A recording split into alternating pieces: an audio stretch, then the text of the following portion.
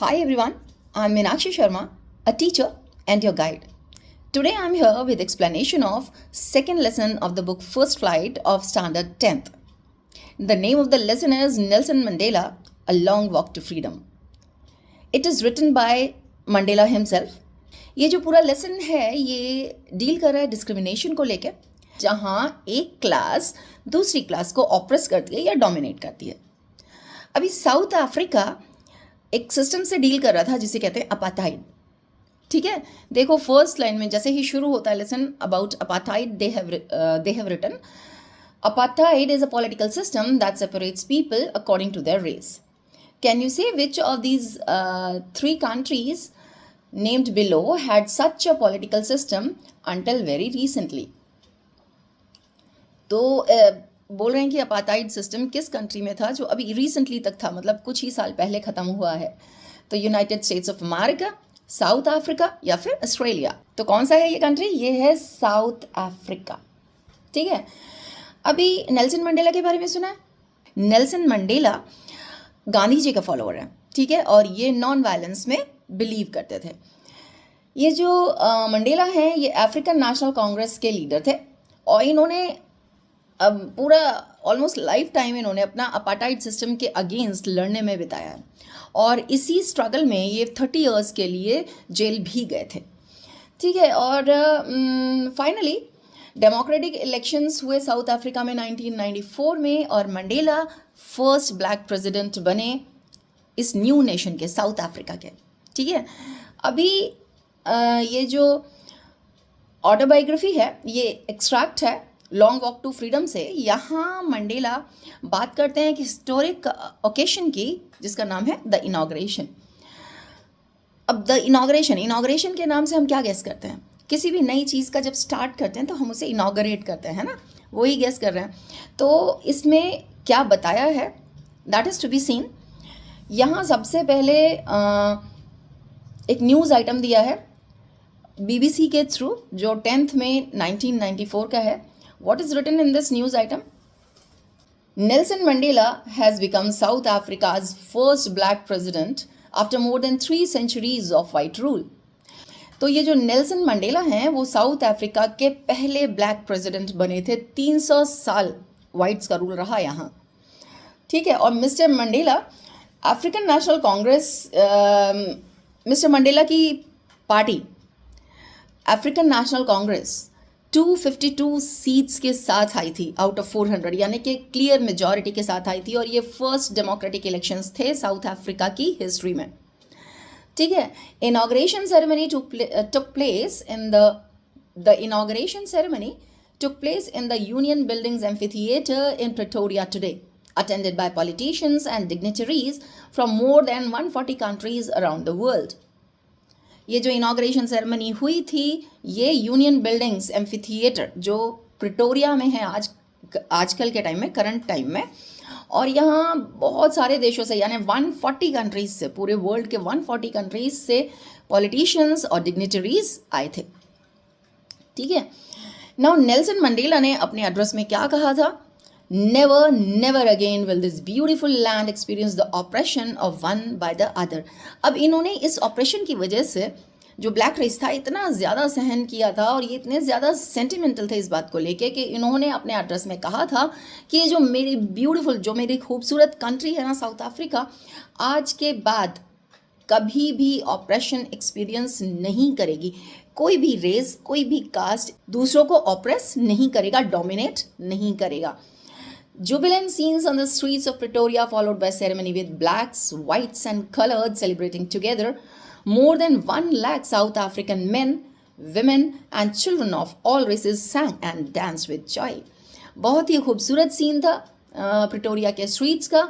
वहाँ बहुत सारी सेरेमनीज रखी गई, ब्लैक, वाइट्स, कलर्ड सभी इन्वॉल्व थे उसमें. और साउथ लगभग 1 लाख से ज़्यादा south African man, women, children सभी लोगों ने इकट्ठे डांस किया, गाना गाया एंड ऑल, मतलब they were enjoying. This was the news item from BBC. ठीक है, now we are proceeding towards explanation of the lesson. Now here on the next page, first of all activity is given. So some expressions are given and their meaning is given. So I have matched it already. So let me explain you the meaning. So while explaining the lesson, you will find it easy. Okay. A rainbow gathering of different colors and nations. क्या मतलब है इसका? ये देखो, ये match करेगा अ beautiful coming together of various people like the colours in a rainbow. क्यों कहा था रेनबो गैदरिंग? क्योंकि ब्लैक्स थे, वाइट्स थे, कलर्ड्स थे, सभी लोग वहाँ इकट्ठे थे. तो और वो रेनबो की तरह खूबसूरत लग रहा था क्योंकि सब इकट्ठे बैठे हुए थे आज पहली बार. तो इसलिए बोला है rainbow gathering of different colours and nation, जिसका मीनिंग है a beautiful coming together of various peoples like the colours in a rainbow.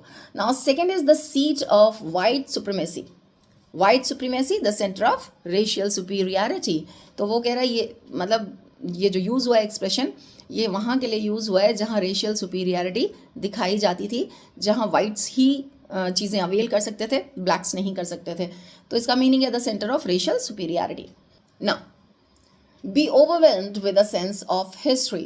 Third one goes with the last one. Feel deeply emotional, remembering and understanding all the past events that have led up to the moment. यहाँ नस्टैल्जिक हो रहा है, ये बहुत ज़्यादा overwhelmed है, extreme emotions हैं इसके, क्योंकि उसे हिस्ट्री याद आ रही है and he is able to relate the chain what they had done in history and due to those events they have reached to this day. ठीक है. Now fourth one, resilience that defies the imagination. It goes with first one, a great ability almost unimaginable to remain unchanged by suffering, not losing hope, goodness or courage. Resilience क्या होता है बेटा? कितने भी downs में जा रहे हो तो you will take a firm stand. You will take a firm stand. ठीक है. And you won't break down. So that is called resilience. वो ability जो imagination से भी दूर थी. ठीक है. और कितना भी सफ़र किया इन लोगों ने लेकिन टूटे नहीं है. A glimmer of humanity. It goes with the third option here. See, a sign of human feelings, goodness, kindness, pity, justice, etc. ठीक है. Glimmer means hope. Now last one, a twilight existence. Sixth, see, second one, a half secret life, like a life lived in the fading light between sunset and darkness. तो twilight existence means इन्हें कभी कुछ अच्छा तो देखने के लिए मिला ही नहीं था ना, तो उसी के लिए ये बोल रहे हैं कि अंधेरे में रहे हुए हैं. ये जो एग्जिस्टेंस थी वो देखो फेडिंग लाइट में थी. ठीक है. नाउ 10th में dawned bright and clear. For the past few days I had been pleasantly besieged by the dignitaries and world leaders who were coming to pay their respects before the inauguration. तो ये जो 10th में है, dawn का meaning है to begin to grow light after the night. ठीक है. तो वो कह रहा है कि जो 10th में की सुबह हुई वो बहुत ही ब्राइट एंड क्लियर थी और पास्ट फ्यू डेज से ये बहुत ही क्लोजली सराउंडेड था, बहुत बड़ी बड़ी डिग्निटरीज थे और वर्ल्ड के लीडर्स से जो इसे रेस्पेक्ट पे करने के लिए आ रहे थे इनॉग्रेशन सेरेमनी के जस्ट पहले. तो यानी बहुत सारे प्रोमिनेंट बंदे इसके आसपास थे. ठीक है. इसे अच्छा खासा रिस्पेक्ट मिल रहा था. The inauguration would be the largest gathering ever of international leaders on south African soil. तो ये जो गैदरिंग थी वो कह रहा है ये पहली बार साउथ अफ्रीकन सॉइल में ऐसा हुआ था कि इंटरनेशनल लीडर्स की इतनी बड़ी गैदरिंग इकट्ठे हो. And that was for the first time. Gathering means crowd, सारी भीड़, इतने सारे लोग. The ceremonies took place in the lovely sandstone amphitheater formed by the Union Buildings in Pretoria. ये अभी न्यूज़ आइटम में भी तुम लोगों ने पढ़ा कि सेरेमनी कहाँ हुई थी. सैंडस्टोन एम्फीथिएटर था जो यूनियन बिल्डिंग्स में था. प्रिटोरिया प्लेस का नाम है. For decades this had been the seat of white supremacy. सालों से, इतने सालों से ये जो एम्फीथिएटर था सैंडस्टोन एम्फीथिएटर प्रिटोरिया में, ये यहाँ सिर्फ वाइट्स अलाउड थे. यहाँ ब्लैक्स को जाना अलाउड नहीं था. They couldn't have taken seat there. ठीक है. तो वो बोल रहा है कि अभी तक ये वाइट सुप्रीमेसी में था. Now it was the site of rainbow gathering of different colours and Nations for the installation of south Africa's first democratic non racial government. लेकिन ये जो आज जो ये सीन देख रहा है उस एम्फीथिएटर में डिफरेंट कलर्स के लोग बैठे हुए हैं. ब्लैक हैं, वाइट हैं, कलर्ड हैं, सब इकट्ठे बैठे हुए हैं. ठीक है, और ऐसा बहुत खूबसूरत लग रहा है, रेनबो की तरह लग रहा है। इसे खूबसूरत किस लिए लग रहा था कि पहली बार इक्वालिटी मिली थी, सबके साथ बैठे हुए थे, ये इक्वल राइट्स थे। ठीक है, तो वो कह रहा है कि बहुत खूबसूरत लग रहा था, और ये उस ओकेशन पे था जब साउथ अफ्रीका में first democratic non racial government का इंस्टॉलेशन हो रहा था। एम्फी थिएटर क्या होता है बेटा? एम्फी थिएटर, थिएटर्स देखे होंगे जब मूवी देखने जाते हो तो स्टेयर्स की तरह सीट्स होती हैं, ठीक है, जिसे जो बैक में बैठे हैं ना उन्हें भी क्लियर दिखेगा, क्लियर व्यू आएगा, वो होता है एम्फी थिएटर। मीनिंग तो साइड में दिया है, हाँ, बट ये ओपन था, ऊपर रूफ नहीं थी। ठीक है, now on that lovely autumn day I was accompanied by my daughter Zenani. और वो कह रहा है उस खूबसूरत से ऑटम डे में मेरे साथ मेरी बेटी जिनानी थी। ठीक है, on the podium Mr. D. Clerk was first sworn in as second deputy president. तो मिस्टर डी क्लर्क ने पोडियम पे जाके सबसे पहले ओथ ली as a second deputy president. Then Thabo Mbeki was sworn in as first deputy president. तो सबसे पहले डी क्लर्क ने सेकेंड डेप्यूटी प्रेसिडेंट की तरह ओथ लिया, इसके बाद थेबो बेकी इन्होंने फर्स्ट डेप्यूटी प्रेसिडेंट की तरह ओथ लिया, एंड लास्ट में वो बोल रहे हैं कि अभी मेरा टर्न आता है। When it was my turn I pledge to obey and uphold the constitution and to devote myself to the well being of the republic and its people. तो वो बोल रहे हैं कि अभी मेरी बारी थी, तो मैंने जो ओथ ली, मैंने ओथ ली ओबे करने की और सपोर्ट करने की। ये देखो, uphold means to support a decision specially when other people are against it. तो वो कह रहे हैं कि मैं अपहोल्ड करूंगा और ओबे करूंगा कॉन्स्टिट्यूशन को, चाहे लोग अगेंस्ट हो, और मैं डिवोट करूंगा अपने आप को इस कंट्री रिपब्लिक के लिए और अपने लोगों के लिए। ठीक है, to the assembled guest and the watching world I said. तो यहाँ जो गेस्ट्स इकट्ठे थे और ये जो दुनिया देख रही थी, उनसे जो इन्होंने कहा, उनके सेम वर्ड्स कोट किए गए हैं। तो इन्होंने क्या कहा? Today all of us do by our presence here confer glory and hope to new born liberty. तो इन्होंने शुरुआत ऐसे की कि आज जो हम सभी लोग वर्ल्ड लीडर यहाँ प्रेजेंट हैं, वो ग्लोरी कन्फर कर रहे हैं, ग्लोरी दे रहे हैं इस new born non racial democratic government को, जो साउथ अफ्रीका में आज पहली बार बनी है। ठीक है, out of experience of the extraordinary human disaster that lasted too long must be born a society of which all humanity will be proud. तो कह रहे हैं ये जो एक्सपीरियंस रहा है एक्स्ट्रा ऑर्डिनरी ह्यूमन डिजास्टर का, ये एक्स्ट्रा ऑर्डिनरी ह्यूमन डिजास्टर था क्योंकि ये जो ऑपरेशन था बहुत हार्श था, बहुत क्रूअल था, कंप्लीटली इनह्यूमेन था। ठीक है, तो इसलिए ये इसे एक्स्ट्रा ऑर्डिनरी ह्यूमन डिजास्टर बोल रहे हैं। और वो बोल रहे हैं ये काफ़ी ज़्यादा साल चल गया। कितने साल चला? 300 ईयर्स का बोल रहे हैं वो, कि रूल किया वाइट्स ने। ठीक है, और वो बोल रहे हैं कि अगर इतने साल तक हमने ये एक्सपीरियंस किया है तो ये तो बनता है कि एक सोसाइटी ऐसी हो, इसमें ऐसी निकल के आए जिसके लिए सारी ह्यूमैनिटी प्राउड फील करे। We who were outlaws not so long ago have today been given the rare privilege to be host to the nations of the world on our own soil. तो बोल रहे अभी कुछ ही दिन पहले की बात है कि हम लोगों को आउटलॉज माना जाता था, आज ये हमें प्रिविलेज मिला है।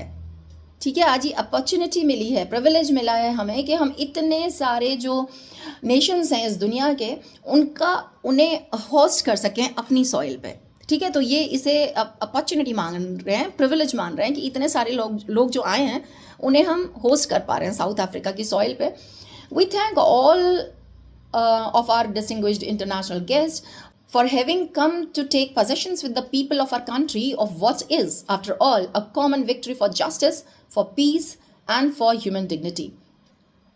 तो ये थैंकफुल है, ग्रैटिट्यूड शो कर रहे हैं उन सारे लोगों का जो बाकी कंट्रीज से यहाँ आए हैं, और वो ऐसा मानते हैं कि ये इकट्ठे उनके साथ जो पोजीशन ले रहे हैं, उनके साथ जो बैठे हैं, ये शो करता है कि ये जो विक्ट्री है ये सिर्फ साउथ अफ्रीका की विक्ट्री नहीं है, ये कॉमन विक्ट्री है जस्टिस, न्याय के लिए, शांति के लिए और ह्यूमन डिग्निटी के लिए। ठीक है, स्वाभिमान के लिए। We have at last achieved our political emancipation.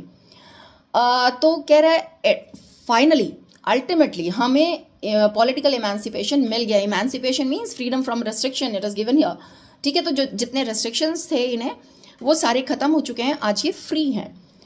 Now we pledge ourselves to liberate all our people from the continuing bondage of poverty, deprivation, suffering, gender and other discrimination. बोल रहे हैं कि आज हम ओथ लेते हैं खुद से ही कि सारे लोगों जो जितने भी हमारे लोग हैं उन सभी को ये जो कंटिन्यूस बॉन्डेज था, ये जो बहुत सालों से झेल रहे हैं, कौन सा बॉन्डेज था? Poverty, deprivation, suffering, gender and other discrimination. तो ये सारे बॉन्डेज से उन्हें हम बाहर करेंगे, फ्री करेंगे। Never never and never again shall it be that this beautiful land will again experience the oppression of one by another। और उसने यहाँ ओथ ली कि कभी नहीं, नेवर रिपीट किया, एम्फसाइज किया है कि कभी नहीं, आज के बाद ऐसा कभी नहीं होगा कि ये जो इतनी खूबसूरत कंट्री है मेरी साउथ अफ्रीका, ये एक रेस का ऑपरेशन दूसरे के ऊपर कभी भी एक्सपीरियंस आज के बाद नहीं करेगी। ठीक है, अभी देखो ऑपरेशन का मीनिंग है मैलिशियस और unjust treatment often of government authorities. तो गवर्नमेंट की तरफ से भी ये ऑपरेशन था ना, क्योंकि वाइट्स ही रूल कर रहे थे। Now let the sun shall never set on so glorious a human achievement. तो वो बोल रहे हैं कि ये जो सन है, ये जो फ्रीडम का सन आया है, इतना ग्लोरियस कभी नहीं हुआ होगा ह्यूमन अचीवमेंट के ऊपर जितना आज है। ठीक है, so he was very happy.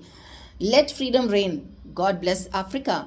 तो वो बोल रहे हैं कि चलो ये जो फ्रीडम है इसे रूल करने देते हैं। Reign means rule, see I have written God bless Africa, और ये यहाँ पूरे पॉजिटिव विशेस दे रहा है अफ्रीका को। ठीक है, ब्लेस कर रहा है अफ्रीका को। So here are some in-text question. Where did the ceremonies take place? Can you name any public building in India that are made of sandstone? So here the answers are written. The ceremony took place at the Union Building Amphitheatre in Pretoria, capital city of South Africa. और कुछ famous public buildings हैं India में जो sandstone की बनी हुई हैं। ये देखो, स्पेशली रेड सैंडस्टोन की बनी हुई है। इसमें कुछ examples I have given. Rashtrapati Bhavan new Delhi, red fort Delhi, Humayun's tomb Delhi and then India gate Delhi. ठीक है, now the second question is can you say how 10th May is an autumn day in South Africa. Very important question this is, exam में आता है। तो 10th May किस तरीके से autumn day है। ठीक है, अभी देखो 10th May is referred to as autumn day in South Africa because in the southern hemisphere the seasons are opposite to those in the northern hemisphere। पहला रीज़न तो ये है कि ये जो सदर्न हेमिस्फेयर के सीजन्स डिफरेंट होते हैं नॉर्दर्न हेमिस्फेयर के से, तो वहाँ साउथ अफ्रीका में ऑटम ही होगा उस टाइम, इसलिए ऑटम डे का है। While May is spring time in countries like India, it is autumn in South Africa। तो यहाँ स्प्रिंग टाइम जब होता है तो ये साउथ अफ्रीका में क्या होता है, ऑटम होता है। ठीक है, नाउ दूसरा रीजन क्या है, moreover autumn is a season of rebirth. Autumn में क्या होता है, रीबर्थ के साइंस आते हैं। Trees shed their old leaves and new leaves emerge. पुरानी लीव्स हटती हैं, न्यू लीव्स आती हैं। Similarly May 10th is mark the rebirth of new South Africa as this was the day when first democratic non-racial government was established under Nelson Mandela। पहली बार ये non racial government, democratic government यहाँ आई थी। This mark the end of the apartheid regime and beginning of a new peaceful and just society. So there are two reasons. पहला तो basically वहाँ autumn season होता है, ठीक है, और दूसरे की ये जो ऑटम सीजन होता है इसका क्या सिग्निफाई करता है, दैट पुरानी चीज़ें हटती हैं, न्यू चीज़ें आती हैं। ठीक है, और यहाँ भी अपार्थाइड सिस्टम खत्म हुआ, इट एंडेड, और उसकी जगह क्या हुआ, non racial government, democratic government आ गई। ठीक है, इंपॉर्टेंट क्वेश्चन है। तो now okay, third question is at the beginning of speech Mandela mentions an extraordinary human disaster. What does he mean by this? What is the glorious human achievement he speaks of at the end? By an extraordinary human disaster, जैसा अभी explain करते हुए भी मैंने बताया था, Nelson Mandela is referring to the terrible system of apartheid in South Africa. ये जो अपार्थाइड सिस्टम का टाइम था वही था extraordinary human disaster. Why? Because क्या है ये अपार्थाइड सिस्टम, ये वाला पीरियड कैसा रहा, a period of racial discrimination, injustice and oppression where black people were denied basic human rights and treated unfairly। तो ये वो सिस्टम था जो completely discrimination था, जिसमें injustice था, oppression था blacks के लिए। ठीक है, और उन्हें basic human rights भी नहीं थे और बहुत ही unfairly उनके साथ treatment होता था। Now This system caused immense suffering to millions of people over decades. The glorious achievement Mandela speaks of is the establishment. तो अपार्टाइड सिस्टम के बारे में वो बोल रहा है एक्स्ट्रा ऑर्डिनरी ह्यूमन डिजास्टर, और ग्लोरियस अचीवमेंट के लिए वो बोल रहा है of the first establishment of the first democratic non-racial government in South Africa. It marked the end of apartheid and beginning of equality and freedom for all South Africans. यहाँ से equality शुरू हुई थी, ठीक है, freedom मिल गया था. और अब उसमें रेस और कलर जो भी है, फ्रीडम सभी के लिए था, इक्वालिटी थी. It was a proud moment of unity and justice after years of struggle. इतने सारे ईयर्स ऑफ स्ट्रगल के लिए के बाद ये मिलना, ये मोमेंट था सेलिब्रेशन का, ठीक है. So this is the answer to your third question. Now we are proceeding on to the fourth question. What does Mandela thank the international leaders for? Mandela thanks the international leaders for coming to take possession with the people of his country over a common victory for justice, peace and human dignity.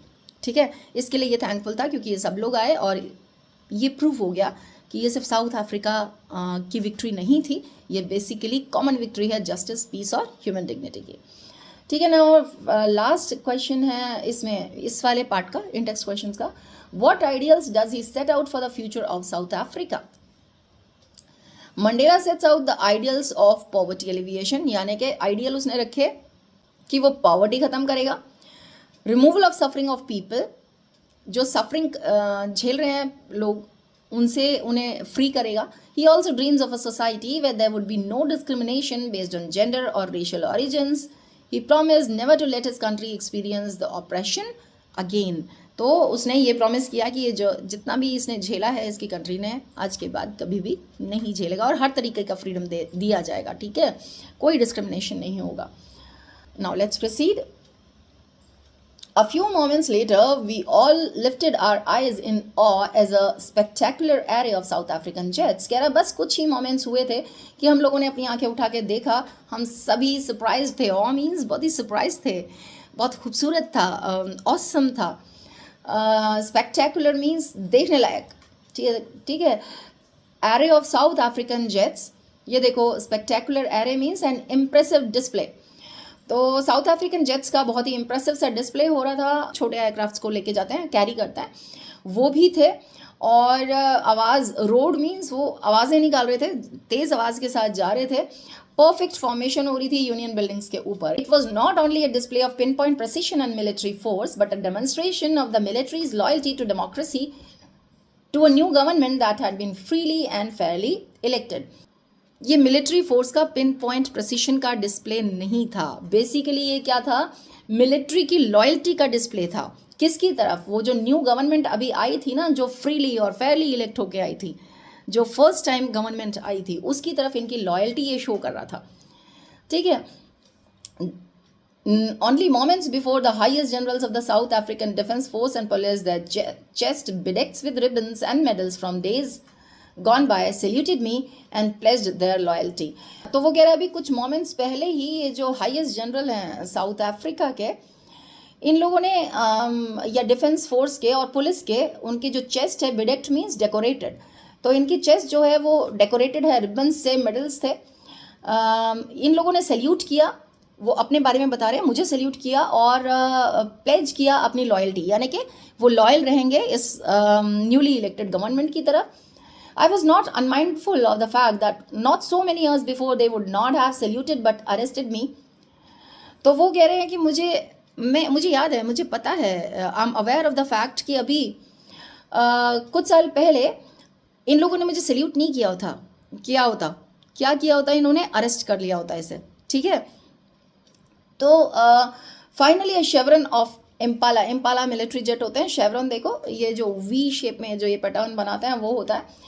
तो एक chevron of impala jets let a smoke trail of the black, red, green, blue and gold of the new South African flag. तो उन्होंने ये जो chevron आया impala यानी military jets का, V shape में आए वो सारे, और उन्होंने स्मोक पीछे डाली इतने सारे कलर्स की. कौन कौन से थे? Black, red, green, blue and gold, जो साउथ अफ्रीकन फ्लैग में कलर्स इन्वॉल्व थे, ठीक है. The day was symbolised for me by the playing of our two national anthems and the vision of white singing Kosi Sikalal Aya Africa and blacks singing Diastem, the old anthem of the Republic. ये जो दिन था इसे symbolize, वो कह रहा है कि मेरे लिए सिंबलाइज किया गया। दो नेशनल एंथम्स आज सिंग किए गए। एक तो वाइट्स ने नेशनल एंथम सिंग किया जो क्या था, कोसी सिकलल आई अफ्रीका, और ब्लैक्स ने डाइस्टेम करके नेशनल एंथम गाया जो ओल्ड एंथम था रिपब्लिक का। Although that day neither group knew the lyrics of the anthem they once despised, they would soon know words by heart. तो वो कह रहा है कि आज जिस दिन ये जो नेशनल एंथम्स गाए जा रहे हैं, तो दोनों के दोनों जो ग्रुप थे, इन दोनों में से किसी को भी लिरिक्स का पता नहीं था, लेकिन वो कह रहा है कि कुछ ही दिनों में जल्दी ही इन लोगों को ये जो वर्ड्स हैं, ये जो लिरिक्स है, वो बाय हार्ट हो जाएगी। नेशनल एंथम जैसे हमें भी अपने नेशन का नेशनल एंथम पता है और सभी को याद रहता है ना, बाय हार्ट है। It generally happens when we respect our country. तो यहाँ वो बोल रहे धीरे धीरे ये लिरिक्स इन्हें पता चल जाएंगी और ये बाय हार्ट हो जाएंगी। On the day of the inauguration I was overwhelmed with a sense of history. कह रहा है ये जो इनॉग्रेशन के दिन मैं बहुत ज़्यादा इमोशनल हो गया था। ठीक है, एक्सट्रीम इमोशंस होता है ओवरवेल्म्ड, क्योंकि मुझे पास्ट का याद आने लगा था। In the first decade of 20th century, a few years after the bitter Anglo-Boer War and before my own birth, the white-skinned peoples of South Africa patched up their differences and erected a system of racial domination against the dark-skinned peoples of their own land. तो कह रहे हैं कि मुझे ना मतलब आंखें भर आई थी ये सोच के कि क्या हुआ था 20th सेंचुरी, जो फर्स्ट डेकेड था 20th सेंचुरी का, एंग्लो बोर वॉर के जस्ट बाद, बिटर एंग्लो बोर वॉर बोल रहा है वो, तो मतलब उसके ऑब्वियसली वॉर के रिजल्ट्स अच्छे नहीं होते हैं। तो ये है क्या, देखो लिखा है एंग्लो बोर वॉर क्या है, अ conflict fought between the British Empire and the two Boer republics over the empire's influence over South Africa. ठीक है, तो ये साउथ अफ्रीका में कन्फ्लिक्ट हुआ था ब्रिटिश एम्पायर और दो बोर रिपब्लिक्स के बीच में। ठीक है, उसे कहते हैं एंग्लो बोर वॉर। तो वो कह रहा है ये सब मेरे बर्थ के पहले की बात है। ये जो वाइट स्किन्ड पीपल थे जो साउथ अफ्रीका, इन लोगों ने पैचअप कर लिया, ये सब यूनाइटेड हो गए। ठीक है, और यूनाइटेड होने के बाद इन्होंने अपने जो डिफरेंसेस थे वो क्लियर कर लिया और एक सिस्टम ले आए अपार्थाइड, और वो जो सिस्टम था रेशियल डोमिनेशन का सिस्टम था, ये जो अपार्थाइड सिस्टम था, और डार्क स्किन्ड लोगों के, अपने ही कंट्री के डार्क स्किन्ड लोगों के अगेंस्ट खड़े हो गए ये लोग। ठीक है, the structure they created form the basis of one of the harshest most inhumane society the world has ever known. और ये जो अपार्थाइड सिस्टम था ये सबसे ज़्यादा हार्श, सबसे ज़्यादा inhumane means without compassion, harsh cruel system ये लोग ले आए। ठीक है, now in the last decade of the 20th century and my own 8th decade as a man, तो वो कह रहे हैं कि अब ये लास्ट डेकेड है 20th सेंचुरी का और मैं 80 प्लस में चल रहा था ये इस टाइम, 8th डेकेड था ये इसकी लाइफ का। That system had been overturned forever and replaced by one that recognized the rights and freedoms of all peoples regardless of the color of their skin. तो कह रहा है अब इतने सालों बाद जब ये 80 years का हो गया है, तब वो जो सिस्टम था वो चेंज हुआ, ओवरटर्न हुआ हमेशा के लिए, और अब ये रिप्लेस किया जा रहा था एक ऐसे सिस्टम से जहां राइट्स और फ्रीडम सभी लोगों के रिकॉग्नाइज किए जाएंगे। क्या ही फर्क पड़ता है कि उनकी स्किन का कलर क्या है। ठीक है, that day had come about through the unimaginable sacrifices of thousands of my people whose sufferings and courage can never be counted or repaid. वो कह रहे हैं कि ये दिन मेरे लोगों ने, मेरे ये जो ब्लैक्स हैं उन लोगों ने अनइमेजिनेबल सैक्रिफाइस किए थे, थाउजेंड्स लोगों ने अनइमेजिनेबल सैक्रिफाइसेस किए थे आज का ये जो अचीवमेंट है इसके लिए। ठीक है, जानते हो, रिलेट कर सकते हो इंडिया से फ्रीडम स्ट्रगल के लिए हमारे लोगों ने भी बहुत ज़्यादा स्ट्रगल किया था, है ना, इतने सारे लोगों ने लाइफ सैक्रिफाइस की थी। लाइकवाइज यहाँ भी थाउजेंड्स ऑफ लोगों ने अनइमेजिनेबल सैक्रिफाइसेस किए थे, और कह रहे हैं कि उनकी सफरिंग और जो उनका करेज था वो ना तो काउंट किया जा सकता है ऐसे, ना ही रीपे किया जा सकता है, मतलब वो एहसान हम कभी उतार नहीं पाएंगे। I felt that day, as I have on so many other days, that I was simply the sum of all those African patriots who had gone before me. तो वो कह रहा है कि उस दिन मुझे फील हुआ, और हमेशा से अक्सर मुझे ये फील होता था कि मेरा अकेले का एफर्ट नहीं है यहाँ पहुँचना, बल्कि मैं तो सम हूँ, पीछे इतने सारे लोगों ने कुछ किया है, उसके आगे मैं बढ़ा हूँ। तो फाउंडेशन उन लोगों ने रख दिया था, तो वो कह रहा है मैं तो उन सब लोगों का सम हूँ। ठीक है, तो वो खुद को क्रेडिट नहीं दे रहा है। जो लोग यहाँ से चले गए हैं, जिन लोगों ने बहुत ज़्यादा सैक्रिफाइस किया था और आज जिंदा नहीं है, ये उन लोगों को भी अच्छा खासा क्रेडिट दे रहा है इस चीज़ का। ठीक है, that long and noble line ended and now began again with me. तो कह रहा है वो जो लंबी सी और नोबल लाइन थी ना, वो ख़त्म हो गई थी क्योंकि वो एक्सपायर हो चुके थे, डेथ हो गई थी। लेकिन वो कह रहा है कि ये मेरे साथ फिर से शुरू हुई। I was pained that I was not able to thank them and that they were not able to see what their sacrifices had wrought. Wrought means achieved. ठीक है, तो वो कह रहा है कि मुझे बेहद अफसोस है, मैं पेन में हूँ कि मैं उन्हें थैंक यू नहीं बोल पाया, और इस बात का भी मुझे बहुत अफसोस है कि वो आज यहाँ होते देखते कि उनके इतने सैक्रिफाइसेस का रिजल्ट कितनी बड़ी अचीवमेंट है, तो दे वुड बी हैप्पी। इसलिए ये पेंड है कि काश के उन्होंने देख लिया होता। The policy of apartheid created a deep and lasting wound in my country and my people. All of us will spend many years, if not generations, recovering from that profound hurt. तो वो कह रहा है कि ये जो policy थी apartheid की, इतने डीप और लास्टिंग जख्म दिए हमें, वूंड दिया है मेरी कंट्री को, मेरे लोगों को। बहुत साल लग जाएंगे हमारे, अगर जनरेशन्स नहीं तो बहुत सारे साल लग जाएंगे इस डीप हर्ट से बाहर निकलने के लिए मेरे लोगों को। ठीक है, प्रोफाउंड मीन्स डीप। तो कह रहा है इतने ज़्यादा हर्ट हैं हम लोग, इतने ज़्यादा डीप वूंड्स हैं कि इससे निकलने के लिए बहुत ज़्यादा जनरेशन्स नहीं तो एटलीस्ट साल तो लगेंगे।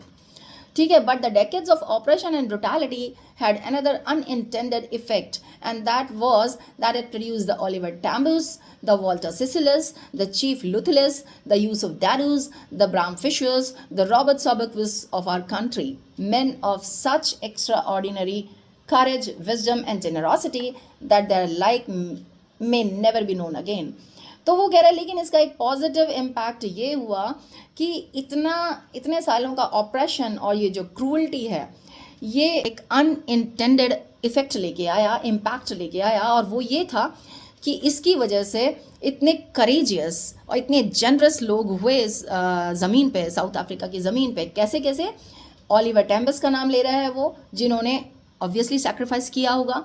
Then Walter Sisulu, chief Luthuli. अब इनके सामने द इसलिए लगाया है कि सिर्फ ये एक बंदा नहीं था, इन्हीं के जैसे और बहुत सारे लोग थे। तो वो कह रहा है ये डीप ऑपरेशन से ये पॉजिटिव इम्पैक्ट आया कि ऐसे लोग हमें देखने को मिले। ठीक है, करेज है उनमें, विजडम है, जेनरोसिटी है, और उनके जैसे लोग शायद ही कभी दोबारा देखने को मिलेंगे। Perhaps it requires such depths of operation to create such heights of character. वो कह रहा है शायद इतना ही डीप ऑपरेशन चाहिए होता है इस हाइट के कैरेक्टर को देखने के लिए।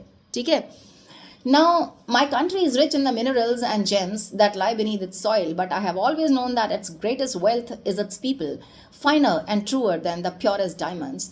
कह रहा है मेरी जो कंट्री है ना, वो रिच है मिनरल्स में, जेम्स में, जो इसकी सॉइल के अंदर हैं। मतलब हम बहुत रिच हैं, हमारे पास ये रिसोर्सेज बहुत ज़्यादा हैं। ठीक है, स्टोन्स हैं, मिनरल्स हैं, जेम्स हैं। लेकिन वो कह रहा है मेरी कंट्री इस वजह से रिच नहीं है, मेरी कंट्री इसलिए रिच है कि यहाँ ये जो मेरे लोग हैं, ये मेरा ग्रेटेस्ट वेल्थ है। ठीक है, फाइन है, ट्रू है, प्योरेस्ट डायमंड से भी ज़्यादा। ठीक है ना, it is from these comrades means friends in the struggle that I learn the meaning of courage. कह रहा है कि इन्हीं कॉमरेड्स जो कॉलीग्स थे, जो मेरे साथ काम कर रहे थे, जो मेरे फ्रेंड्स थे, इन्हीं लोगों से समझ में आया करेज का meaning. Time and again I have seen men and women risk and give their lives for an idea. कह रहा है मैंने अक्सर देखा बहुत सारे लेडीज़ को, मेल्स को, कि उन्होंने अपनी लाइफ रिस्क में डाली, सैक्रिफाइस भी की सिर्फ एक आइडिया के लिए। ठीक है, आइडिया किया था that they had to come out this system of apartheid. I have seen men stand up to attacks and torture without breaking. मैंने देखा है बहुत सारे लोग जिन्होंने स्टैंड लिया अटैक्स के अगेंस्ट, टॉर्चर के अगेंस्ट, और वो ब्रेक नहीं हुए। ठीक है, रेजिलियंस था उनमें, showing a strength and resilience that defies the imagination. जो स्ट्रेंथ और रेजिलियंस इन लोगों ने दिखाई वो अनइमेजिनेबल थी, बियॉन्ड इमेजिनेशन थी। ठीक है, हद टॉर्चर किया गया लेकिन इन लोगों ने साहस नहीं खोया। I learned that courage was not the absence of fear but the triumph over it. The brave man is not he who does not feel afraid but he who conquers that fear. तो वो कह रहा है मैंने सीखा कि ये जो करेज है ना वो फियर का एब्सेंस नहीं होता है, बल्कि वो उस डर के ऊपर जीत होती है। ठीक है, करेज का कोई भी जो बंदा जो करेजियस है वो नहीं है जो डरता ही नहीं है, बल्कि वो है जो डर को जीत ले, डरे लेकिन स्टैंड ले और उसके आगे बढ़े, डर से जीत जाए। इसके हिसाब से करेज क्या था? Courage was not the absence of fear but triumph over it. ठीक है, triumph means victory. No one is born hating another person because of the colour of skin और हिज बैकग्राउंड और हिज रिलीजन। कह रहे कोई भी बंदा इस हिसाब से जब पैदा होता है तो उसे नहीं पता होता है, वो इस थॉट के साथ नहीं पैदा होता है कि मुझे किसी से हेट करना है, कि उसका कलर कैसा है या उसका बैकग्राउंड कैसा है या उसका रिलीजन क्या है। People must learn to hate. कह रहा है कि लोगों को नफरत सिखाई जाती है। ठीक है, and if they can learn to hate they can be taught to love, for love comes more naturally to the human heart than its opposite. तो बोल रहा है कि और अगर उन्हें हेट सिखाया जा सकता है तो उन्हें लव भी सिखाया जा सकता है, क्योंकि लव तो हेट से ज़्यादा नेचुरली आता है। ह्यूमन बीइंग्स बेसिकली जो उनका बेसिक नेचर है वो लव, पीस है ना, हार्मनी है।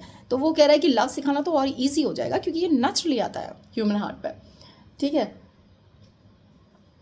even in the grimmest times in the prison, when my comrades and I were pushed to our limits, I would see a glimmer of humanity in one of the guards, perhaps just for a second, but it was enough to reassure me and keep me going.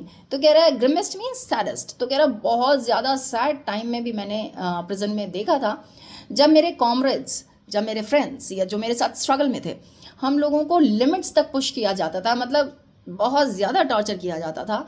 तब वो कह रहा है कि मुझे एक spark दिखता था ह्यूमैनिटी का। ग्लिमर, सी ग्लिमर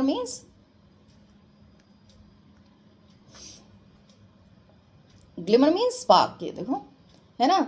तो वो कह रहे हैं कि उस टाइम भी जब वो एक ग्लिमर ही दिखता था मुझे ह्यूमैनिटी का किसी भी गार्ड के आंखों में, चाहे वो एक सेकंड के लिए ही हो, तो मुझे ये मैं श्योर हो जाता था कि ह्यूमैनिटी अभी जिंदा है।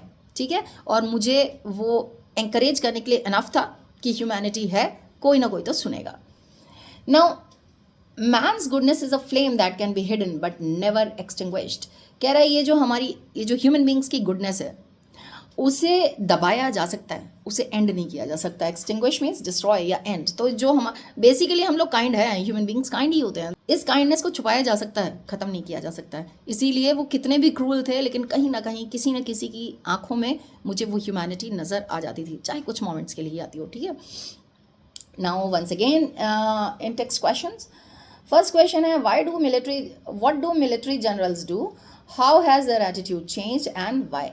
सी now the military generals saluted Nelson Mandela and promised their loyalty। इन्होंने सैल्यूट किया, प्रॉमिस किया अपने लॉयल्टी और support newly formed democratic government के लिए। और वो बोल रहे हैं कि how has their attitude change and why. तो वो बोल रहे हैं a few years ago they would have arrested mister Mandela. कुछ साल पहले उन्होंने अरेस्ट कर लिया होता मिस्टर मंडेला को, लेकिन इनका एटीट्यूड चेंज हुआ क्योंकि उससे पहले वो वाइट सुप्रीमेसी का रूल था और अभी कंट्री को फ्रीडम मिला था, और फ्रीडम किससे मिला था? वाइट सुप्रीमेसी थे से, इसीलिए इन जनरल्स का एटीट्यूड चेंज था। ठीक है, okay. Now the next question is why were two national anthems sung? Very important question it is. Two national anthems were sung in order to symbolize the equality of blacks and whites, to show respect to both the communities and to promote unity and universal brotherhood. One was sung by the whites and the other by blacks.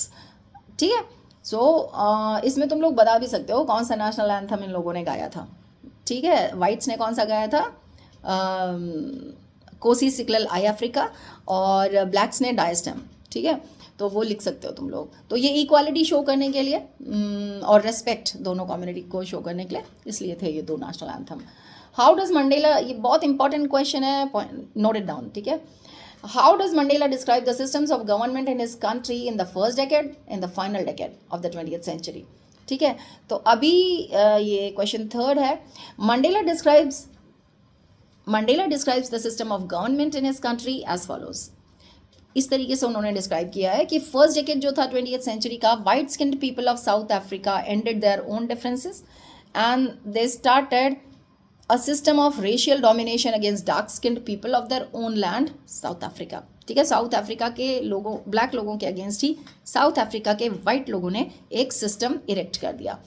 They created one of the most harshest and inhumane societies. और last में इन the last decade of the 20th century that system had been overturned. वो overturn हो गया था, replace हुआ था एक ऐसे system से जो recognize करता था rights और freedoms सभी लोगों के equally regardless of the color of their skin. ठीक है, तो फर्स्ट में apartheid system आया था, वाइट सुप्रीमेसी थी, ब्लैक्स के अगेंस्ट खड़े हो गए थे अपने ही लैंड के, साउथ अफ्रीका के. और दूसरे में ओवरटर्न हो गया था, रिप्लेस किया था एक ऐसे सिस्टम ने जो राइट्स और फ्रीडम सभी के लिए इक्वल थे. Now the fourth question is what does courage mean to Mandela. ये भी इंपॉर्टेंट क्वेश्चन है. For Mandela courage does not mean the absence of fear but the triumph over fear. ठीक है, जीत डर के ऊपर, वो था उसके लिए courage. According to him the brave is not he who does not feel afraid but he who conquers that fear. ठीक है, और लास्ट क्वेश्चन क्या है, which does he think is natural to love और to hate. It is natural for the human heart to love than to hate according to Mandela. ठीक है, it comes more naturally to human heart. ऐसा Mandela के हिसाब से था. ठीक है, okay, further we are going. In life every man has twin obligations. तो उसने कहा इस लाइफ में हर बंदे की twin obligation होती हैं, दो ड्यूटीज होती हैं. ठीक है, obligations to his family, to his parents, to his wife and children. And he has an obligation to his people, his community, his country. तो वो कह रहे दो ऑब्लिगेशन होती हैं, एक तो अपने फैमिली या पेरेंट्स और वाइफ और बच्चों की तरफ, और दूसरी ऑब्लिगेशन कहाँ होती है उसकी, अपने लोगों की तरफ, पीपल एंड हिज कम्युनिटी. यानी एक तो फैमिली की तरफ, दूसरे पीपल एंड कम्युनिटी की तरफ. His country in a civil and humane society, each man is able to fulfill those obligations according to his own inclinations and abilities. वो कह रहा है जो बेसिकली सभी जगह, मोस्टली जगह जो ह्यूमेन सोसाइटीज़ हैं, वहाँ हर बंदों को ये जो ऑब्लिगेशंस हैं, यानी ये जो ड्यूटीज़ हैं, वो अपने इंटरेस्ट के हिसाब से और अपनी एबिलिटीज़ के हिसाब से राइट दिया जाता है पूरा, जैसा वो चाहें. Inclinations means interest. But in a country like South Africa, it was almost impossible for a man of my birth and color to fulfill both these obligations. लेकिन वो कह रहा है मेरी जो कंट्री थी साउथ अफ्रीका, इसमें इम्पॉसिबल था मेरे जैसे बंदे के लिए जिसने ब्लैक्स में बर्थ लिया हो कि ये दोनों ऑब्लिगेशंस फुलफिल कर सके. In South Africa a man of colour who attempted to live as a human being was punished and isolated. वो कह रहा है कि साउथ अफ्रीका में कंडीशन ये थी कि अगर कोई ह्यूमन बीइंग की तरह भी जीना चाहता था ना ब्लैक बंदा, तो उसे आइसोलेट कर दिया जाता था, अलग कर दिया, आइसोलेट अकेले कर दिया जाता था, सोसाइटी से अलग कर दिया जाता था. In South Africa, a man who tried to fulfill his duty to his people was inevitably ripped from his family and his home and was forced to live a life apart, a twilight existence of secrecy and rebellion. तो वो कह रहा है south Africa में वो बंदा जो try कर रहा है अपनी ड्यूटीज़ फुलफिल करने के लिए अपने लोगों की तरफ, उससे अनअवॉइडेबली रिप कर दिया जाता था. रिप मतलब to rip means to remove something quickly, छीन लिया जाता था उससे. क्या उसे अपने फैमिली से छीन लिया जाता था, मतलब अलग कर दिया जाता था अपने घर से, और उसे मजबूर किया जाता था अकेले लाइफ बिताने के लिए एक सीक्रेट सी जगह, एकदम मतलब अंधेरी सी जगह, सीक्रेट जगह, जहाँ वो अपने आप में ही अथॉरिटी के अगेंस्ट चुपचाप ही अकेले ही लड़ेगा, उसे सबसे अलग कर दिया जाता था. ठीक है, I did not in the beginning choose to place my people above my family, but in attempting to serve my people, I found that I was prevented from fulfilling my obligation as a son, a brother, a father and a husband. कह रहा है कि मैंने शुरू में ये choose नहीं किया था कि मैं कंट्री की तरफ ज़्यादा डिवोटेड हूँ और अपनी फैमिली का ध्यान ना दूँ. मैंने नहीं चूज़ किया था, ये मेरा चॉइस नहीं था. लेकिन जब मैंने अपने लोगों के लिए सर्व करने के लिए कोशिश की, तो मैंने पाया कि मुझे मेरी जो ऑब्लिगेशंस थी, जो ड्यूटी थी as a son, as a brother, उससे प्रिवेंट किया गया, अलग हटा दिया गया. ठीक है, I was not born with a hunger to be free, I was born free. Free in every way that I could know, free to run in the fields near my mother's hut, free to swim in the clear stream and ran through my village, free to roast mealies under the stars and ride the broad backs of slow moving bulls. तो वो कह रहा है कि मैं इस भूख के साथ पैदा नहीं हुआ था कि मुझे फ्री होना है, क्योंकि मैं तो पैदा फ्री ही हुआ था। और वो कह रहा है कि हर तरीके से मैं फ्री ही था जहाँ तक मुझे पता था, क्योंकि मैं अपनी मम्मी के जो हट था उसके आसपास कहीं भी फील्ड में जा सकता था, मैं स्विम कर सकता था क्लियर स्ट्रीम में जो मेरे विलेज के थ्रू जाती थी। मीलीज मीन्स मेज प्लांट। तो वो कह रहा है कि मैं उसे रोस्ट कर सकता था स्टार्स के नीचे आराम से, या फिर ये जो बुल्स थे, स्लो मूविंग बुल्स थे, उनके पीछे जा सकता था। तो बस उसी में वो एंजॉय करता था। तो उसे लगता था कि मैं तो फ्री ही हूँ। तो वो इस भूख के साथ पैदा नहीं हुआ था। As long as I obeyed my father and abided by the customs of my tribe, I was not troubled by the laws of man or God. तो वो कह रहा है कि जब तक मैं अपने फादर जो भी बोल रहे हैं उन्हें ओबे करता, या जो रूल्स थे मेरे ट्राइब के उन्हें फॉलो करता, तब तक मुझे कोई दिक्कत नहीं थी। ना तो कोई ह्यूमन बीइंग की दिक्कत करता, ना तो भगवान से ही डर था। मतलब ऐसा लोगों ने कहा था। It was only when I began to learn that my boyhood freedom was an illusion. वो कह रहा है कि वो धीरे धीरे मुझे समझ में आया, मैंने रियलाइज़ किया कि ये जो मेरा बचपन का फ्रीडम था वो तो भ्रम था, इल्यूशन था। ठीक है, when I discovered as a young man that my freedom had already been taken from me. और अब इसने डिस्कवर किया था कि ये जो मेरा फ्रीडम था वो मुझसे छीन लिया गया है। ठीक है, वो ऑलरेडी जा चुका है। And that I began to hunger for it. और अब मुझे उस फ्रीडम की भूख हुई, मैं चाहता था कि मैं फ्री हूँ।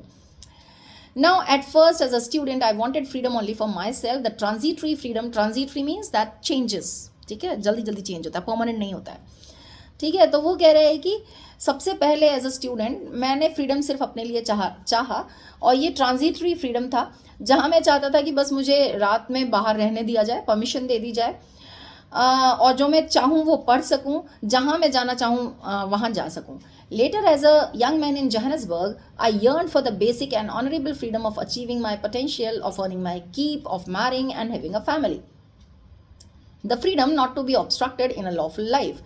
अब जब ये young man हुआ, जोहानिसबर्ग में था, तब ये जो yearned है इसका मीनिंग है to want something desperately, जो मुश्किल है मिलना, लेकिन बहुत desperately चाहना ऐसी चीज़ को। तो जोहानिसबर्ग में जब ये यंग हुआ तो इसने बेसिक और ऑनरेबल फ्रीडम चाहे। ये बेसिक और ऑनरेबल फ्रीडम कौन कौन से थे? कि जो पोटेंशियल है इसका, ठीक है, पोटेंशियल क्या होता है? The qualities that are not fully developed yet, the calibre, जो मैं अर्न करना चाहता हूँ, जितना मुझ में पोटेंशियल है वो मैं कर सकूँ, या फिर मैं शादी अपनी मर्जी से कर सकूँ, फैमिली मेरे हिसाब से हो। और वो कह रहा था कि वो फ्रीडम जो गवर्नमेंट ऑब्स्ट्रक्ट ना करे उसमें। ठीक है, but then I slowly saw that not only was I not free, but my brothers and sisters were not free. I saw that it was not just my freedom that was curtailed. Curtailed means restricted, reduced. But the freedom of everyone who looked like I did. और उसके बाद धीरे धीरे इसे ऐसा एहसास हुआ, यानी कि यंग मैन जब तक ये था तब तक ये ट्रांजिटरी फ्रीडम ही चाह रहा था। मतलब जब स्टूडेंट था तब ट्रांजिटरी फ्रीडम चाह रहा था, जब यंग हुआ तो कुछ बेसिक और ऑनरेबल फ्रीडम चाह रहा था। लेटर इसे रियलाइज हुआ कि सिर्फ मेरे साथ ही ऐसा नहीं है कि मैं फ्री नहीं हूँ, लेकिन जो इसके जैसे दिखने वाले, यानी पूरी की पूरी ब्लैक कम्युनिटी के साथ वही कंडीशन थी। कोई भी फ्री नहीं था, सबकी फ्रीडम रिड्यूस कर दी गई थी। और that is when I join the African National Congress. और तब इसने अफ्रीकन नेशनल कांग्रेस ज्वाइन किया। And that is when the hunger for my own freedom became the greater hunger for the freedom of my people. और ये तब था जब इसने अफ्रीकन नेशनल कांग्रेस ज्वाइन किया कि जो इसका ये अपने लिए जो चाह रहा था फ्रीडम, वो फ्रीडम इसने सोचा कि अब इसे पूरी कम्युनिटी के लिए चाहिए। ठीक है, अपनी सोसाइटी के लिए चाहिए, लोगों के लिए चाहिए। It was this desire for the freedom of my people to live their lives with dignity and self respect that animated my life. कह रहा यही जो डिज़ायर थी ना मेरी अपने लोगों के लिए, उन्होंने ही मुझे मैं चाहता था कि ये जो मेरे लोग हैं वो डिग्निटी के साथ रहें, शान के साथ रहें, इज्जत के साथ रहें, सेल्फ रिस्पेक्ट के साथ रहें। और इसी वजह से इसकी जो लाइफ है वो कह रहा है फुल ऑफ एक्साइटमेंट हो गई। Animated means full of excitement that transformed. और ये क्या हुआ इसकी वजह से, ये जो इसने चाहा ना कि इसे पूरे लोगों के लिए, इसे अपनी पूरी सोसाइटी के लिए फ्रीडम चाहिए, पीपल के लिए फ्रीडम चाहिए, इसकी वजह से ट्रांसफॉर्म हो गया एक frightened young man into a bold one. ये डरा हुआ ही होगा, है ना। जब हम सिर्फ अपने लिए सोचते हैं तो डरे हुए होते हैं कि कोई छीन ना ले हमसे हमारी freedom, yes something like that. तो एक डरा हुआ यंग मैन बोल्ड में तब्दील हो गया। Law abiding lawyer, attorney lawyer को कहते हैं, क्रिमिनल बन गया। और एक फैमिली लविंग हस्बैंड, वो एक ऐसा बंदा हो गया जिसका पास घर नहीं था, एक मंक की तरह। ठीक है, लाइफ लविंग मैन जो था वो एक मंक में तब्दील हो गया। I'm no more virtuous of self-sacrificing than the next man, but I found that I could not even enjoy the poor and limited freedoms I was allowed when I knew my people were not free. वो कह रहे हैं कि ऐसा नहीं कि मैं उन लोगों से ज़्यादा वर्चुअस था या सेल्फ सेक्रीफाइसिंग था जो अड़ोस पड़ोस के लोग थे या जो मेरे साथ के लोग थे, बट मेरा मन नहीं मानता था कि मैं उस फ्रीडम के साथ रहूं, उस लिमिटेड फ्रीडम के साथ जो जहाँ सिर्फ मुझे अलाउ किया गया, जब मुझे पता हो कि मेरे पीपल फ्री नहीं थे। मतलब मैं फ्री था लेकिन मेरे लोग फ्री नहीं थे। कह रहा है फ्रीडम इज़ इनडिविजिबल, ये डिवाइड नहीं किया जा सकता फ्रीडम की, एक फ्री रहेगा और दूसरा नहीं रहेगा। The chains of any one of my people were the chains on all of them, the chains on all of my people were the chains on मी। कह रहा है कि एक भी बंदे के ऊपर अगर चेन था, अगर एक भी बंदा एज अ स्लेव रह रहा था, फ्री नहीं था, तो वो सबके ऊपर चेन था। ठीक है, और वो कह रहा है कि अगर मेरे लोग चेन में थे, अगर मेरे लोग फ्री नहीं थे, तो इट मीन्स मैं भी फ्री नहीं था। ठीक है, it was chains on me. Now I knew that the oppressor must be liberated just as surely be oppressed. वो कह रहा है ऑप्रेसर, जो ऑप्रेस करता है, जो डोमिनेट करता है, यानी वाइट्स, वो कह रहा है उसे भी फ्री होने की ज़रूरत है, लिबरेट होने की ज़रूरत है, बिल्कुल उतना ही जितना कि जिसे दबाया जा रहा है ऑप्रेस्ड को। ठीक है, दोनों को फ्री होने की ज़रूरत है, लिबरेट होने की ज़रूरत है। A man who takes away another man's freedom is a prisoner of hatred.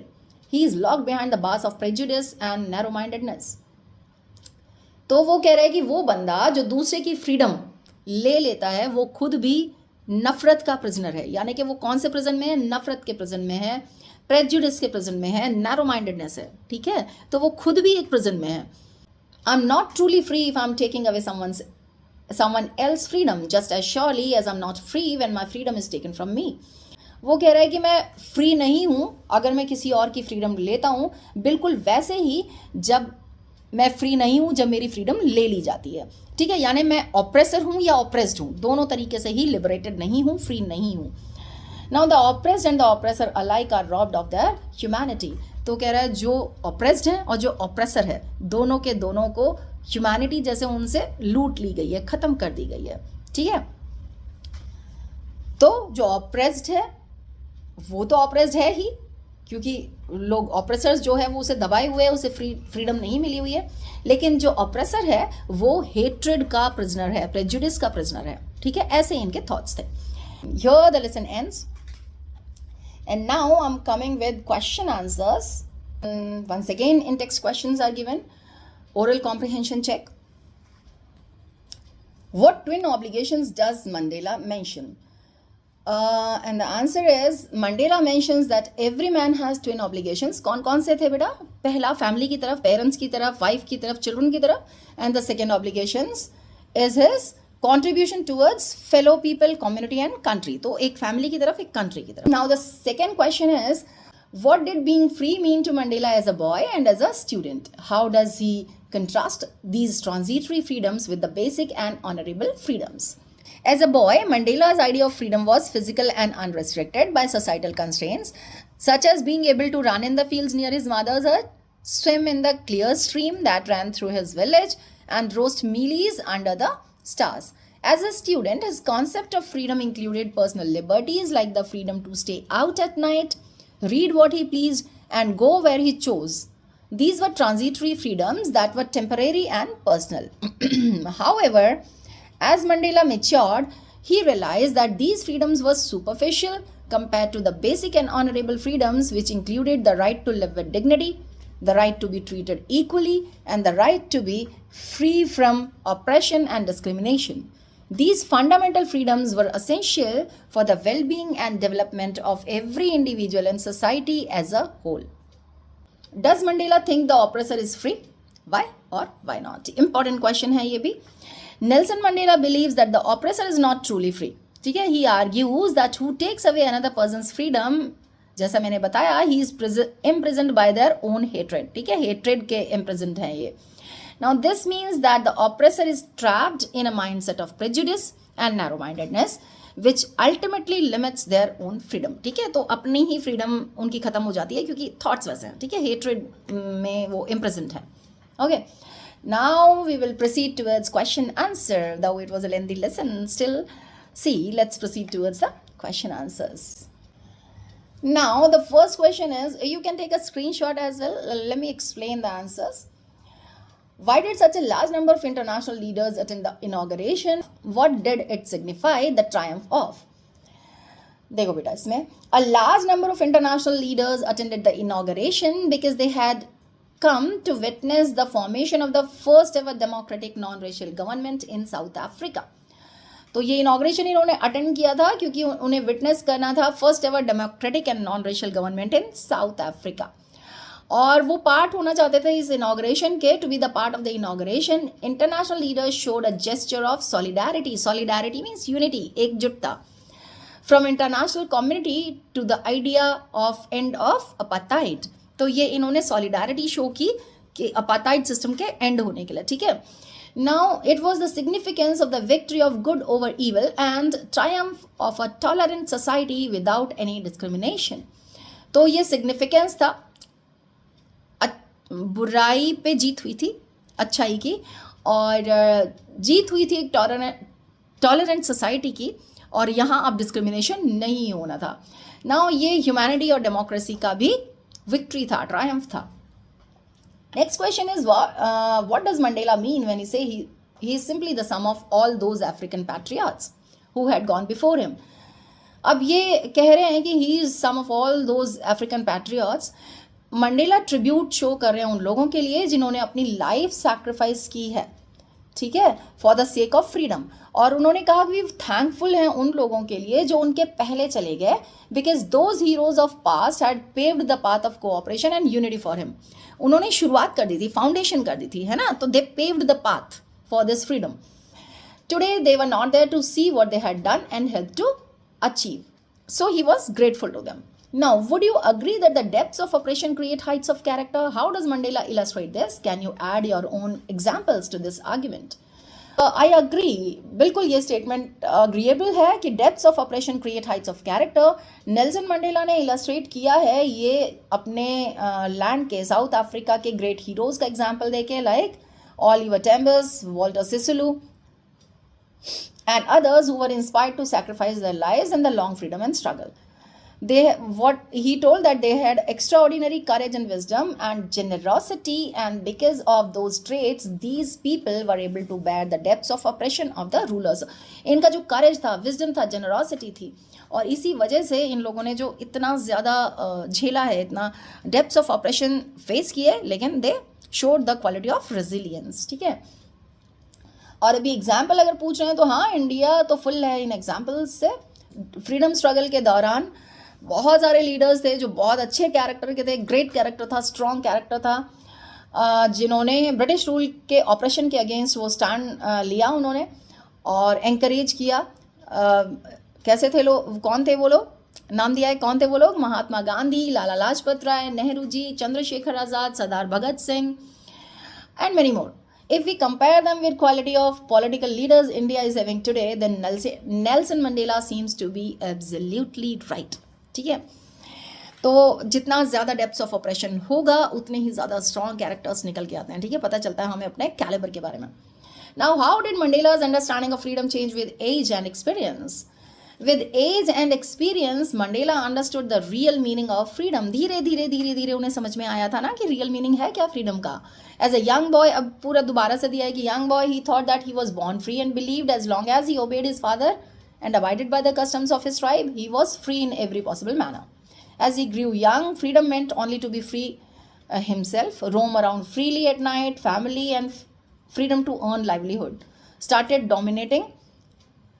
मतलब ये वाले जो थॉट्स थे, जैसे जैसे वो बड़ा हुआ तो ये वाले थॉट्स उसे डोमिनेट करने लगे कि अपने लिए उसे फ्रीडम चाहिए था.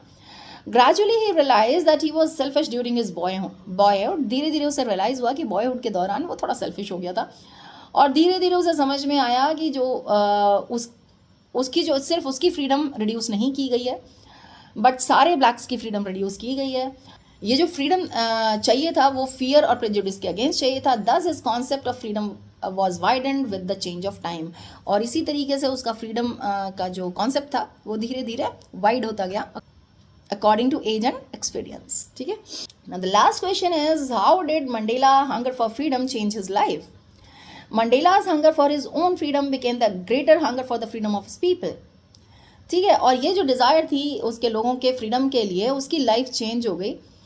क्योंकि वो चाहता था कि उसके लोग डिग्निटी और सेल्फ रिस्पेक्ट से रहें, और इसी वजह से उसकी लाइफ ट्रांसफॉर्म हुई. वो डरे हुए frightened young man into a bold one, law abiding attorney to become a criminal, family loving husband into a man without a home, and a life loving man into a monk. Mandela was no more virtuous और sacrificing. उसने कहा कि मैं और लोगों से बहुत ज़्यादा वर्चुअस या सेल्फ सेक्रीफाइसिंग नहीं था, लेकिन मैं एंजॉय नहीं कर सकता था वो लिमिटेड फ्रीडम जो सिर्फ मेरे लिए था. तो वो अपनी पूरी सोसाइटी और कम्युनिटी के लिए फ्रीडम चाहता था. So this is how here the lesson ends, and I believe that you are able to comprehend the lesson, and if so, please like, subscribe and share. Thank you so much. Grateful.